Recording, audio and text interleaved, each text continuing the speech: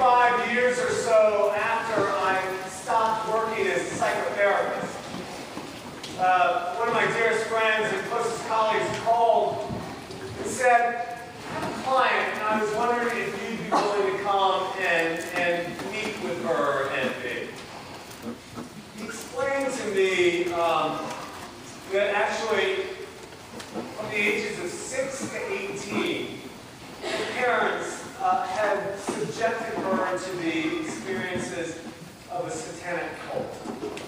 I'll spare you the details, except to say that she was exposed to just horrible, vile things. And it left her not only traumatized, but actually it also left her suffering with multiple personality disorder. Perhaps most of you know it, I don't know, but it's the movie Sybil sort of first introduced that trauma to many of us, where there are different personalities within the same person. So my friend said to me, look, she's got a bunch of emotional challenges, but I think that some of her deepest struggles are spiritual. Would you come and would you meet with us? And I agreed. We agreed to meet for 2 sessions on 2 successive days, and I went on the first day, and there she was. I'll call her Maggie. That's not her real name, but there Maggie was, and she presented in that first meeting as kind of shy, but very, very polite and cordial.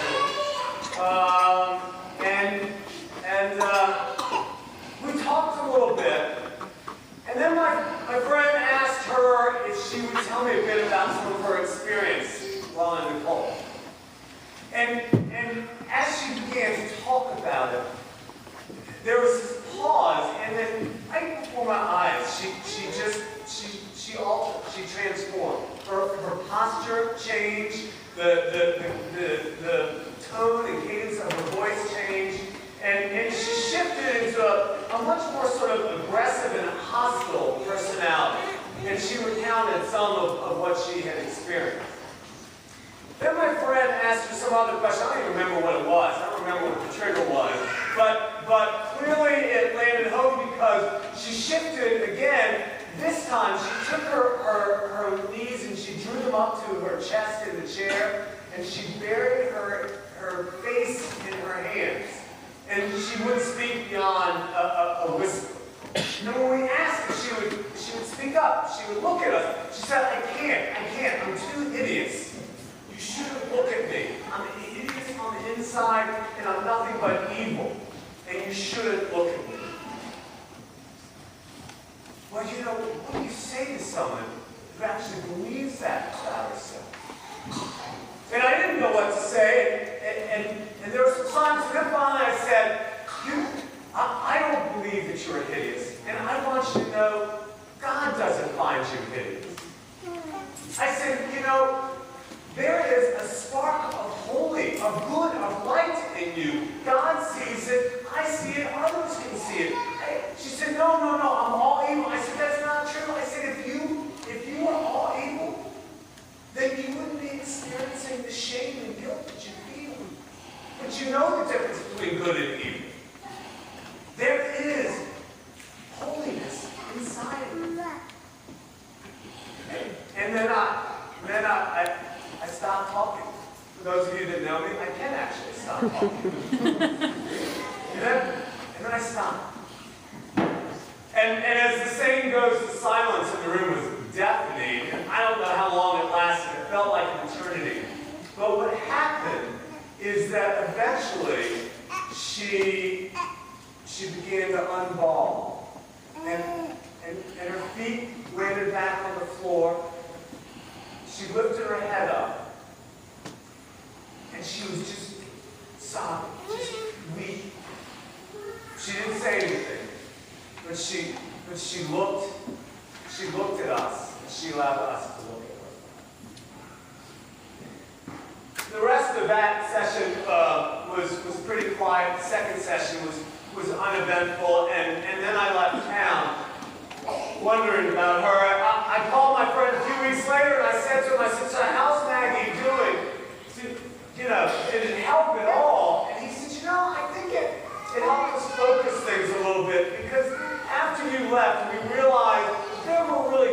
questions that she needed to work on to get healthier. And the three questions were, so who am I? The second one was, where do I belong? And the third one was, what makes me worthy? Who am I? Where do I belong? And what makes me worthy? I hung up the phone and talked to my friend, and I thought, you know what, those are three questions that actually all of us probably struggle with from time to time. I'm reminded of my time with Maggie as I read today's lessons, both the lesson from Isaiah and the gospel lesson, because I think at the heart of those lessons are not only those questions, but also answers to those questions. Who am I? Where do I belong? And what makes me worthy? Understand the audience from Isaiah. They are the Israelites who have been in exile. They have been living a bloodied and battled and beleaguered existence. Because of their arrogance, the story is that God allowed them to be conquered by the Babylonians. And so they have been moved out to the margins. They have been oppressed and tormented. And these Israelites, they are struggling to keep alive. They are struggling with their misery. They don't even know if they're going to be extinct or not. Speaking of struggling, do whatever you got to do. It's okay. And so can't you imagine that these Israelites are wondering those basic questions that Maggie was wondering, well, who are we? And where do we belong? And what makes us worthy? And to these Israelites, the Lord speaks. And he says this, and listen to these words again, because they are so profound. God says, I have called you by name, you are mine. When you pass through the waters, I will be with you, because you are precious in my sight and honored, and I love you. That was in Isaiah. I have called you by name. You are mine. You are precious in my sight and honored, and I love you. What an amazing thing it must have been for them to hear those words. How beautiful. Not that different, actually, from what Jesus heard at his baptism when he was praying. That's what Luke tells us about. And he says that Jesus was in prayer. We don't know what he was praying about, but what we do know is that this baptism marked the beginning of his real mission and ministry. He was on the brink of, well, kind of the beginning of the end in some ways for him. And so you can only imagine that maybe he was praying the same questions the Israelites were asking themselves. Well, who am I? And where do I belong? And how am I worthy? One of the things I love about Luke's Jesus is he makes it more vulnerable, more human in the telling of it. Whatever he was praying, what we know is this, right? What we know is that the heavens opened up and something like a dove came down, and it was the Holy Spirit, and a voice was heard saying, what? Saying, you are my beloved. With you I am well pleased. What a wonderful thing. In those two stories, I think the Israelites get answers, I think Jesus gets answers, and you know what? I think we get answers too. Who am I? Who are we? We are God's beloved. We are God's beloved. These children are God's beloved. These adults are God's beloved. We are God's beloved. God has created us. God has named us. There is this intimacy between God and us. Who are we? We are God's beloved. Where do we belong? We belong in God's family. The Israelites stayed together as one family. Jesus stayed together, was baptized together with the other Jews because they were part of one family. I love the fact that Jesus went through a baptism just like what these two guys are going to go through. I love the fact that Luke says that when they were all baptized, and oh, by the way, Jesus too. Jesus and all the Jews that were there went through the same thing. Went through the same thing that so many of us have gone through. Because we are all part of God's family. That's where we belong. That's what gives us a sense that we don't have to be in exile, but that we can live in justice and peace. That's what gives us a sense that we can be baptized with Jesus. That's what gives us a sense that we can come to this table and eat with Jesus, because we are all part of the same family. That's why every Sunday I say all of you are welcome at the Lord's table, because we are all part of the same family. We belong elbow to elbow with Jesus, with one another, with our God. And what makes us worthy? It is nothing more and nothing less than the grace of God. We don't have to work for it. We don't have to earn it. We are worthy because of God's grace. That's what made the Israelites worthy, even though they had been arrogant. That's what makes the followers of Jesus worthy, even though they haven't always gotten it.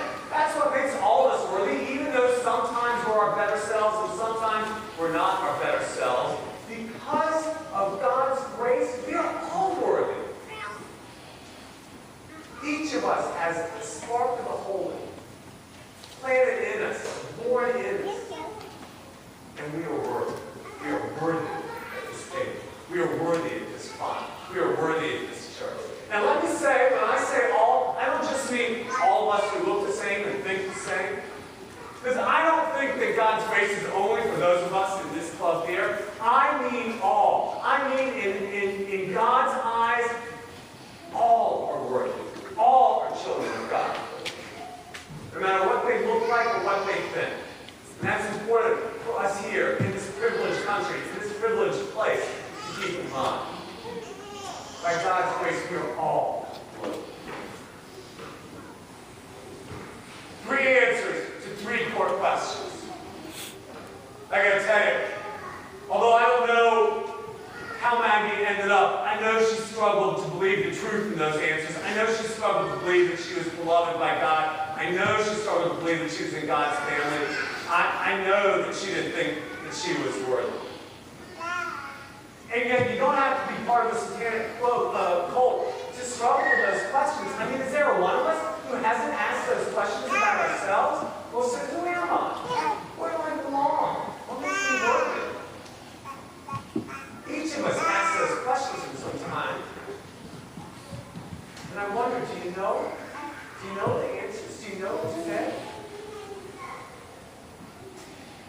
You see, I think the toughest thing isn't that we ask those questions. I think the toughest thing and the saddest thing